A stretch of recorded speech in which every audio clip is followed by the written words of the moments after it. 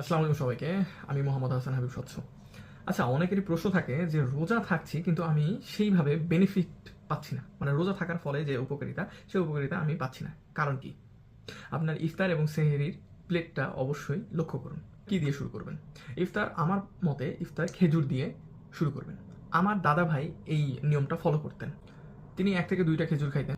খেজুরের প্রাকৃতিকভাবে গ্লুকোজ থাকে এবং ফ্রুক্টোজ থাকে, যেটা ভাঙতে শরীরে একটু সময় নেয়। এবং এখানে পর্যাপ্ত পরিমাণে পটাশিয়াম থাকে, মিনারেলস থাকে, অ্যান্টিঅক্সিডেন্ট থাকে, যেটা আমাদের শরীরে ধীরে ধীরে মানে সুগারটা মানে ব্যালেন্সে নিয়ে আসে। এরপরে আপনি খাবেন কি? এরপরে আপনি পানি খাবেন। পানি ১ থেকে ২ গ্লাস পানি পান করুন, যাতে সারাদিন যে আপনার ডিহাইড্রেট অবস্থা ছিল শরীরে, প্লাজমার রক্তের যে প্লাজমার অবস্থা সেই প্লাজমার লেভেলে নিয়ে আসে। এর ফলে আপনার যে মাথা ঘোরা বা দুর্বলতা লাগা সেই দুর্বলতা এবং মাথা ঘোরাটা দূরীভূত হবে। অবশ্যই এখানে এই জিনিসটা ফলো করবেন যে এই যে ২টা জিনিস খাইলেন, ২টা জিনিস খাওয়ার পর ৫ থেকে ১০ মিনিট আপনি গ্যাপ নেবেন। গ্যাপে আপনি মাগরিবের নামাজটা পড়ে আসেন।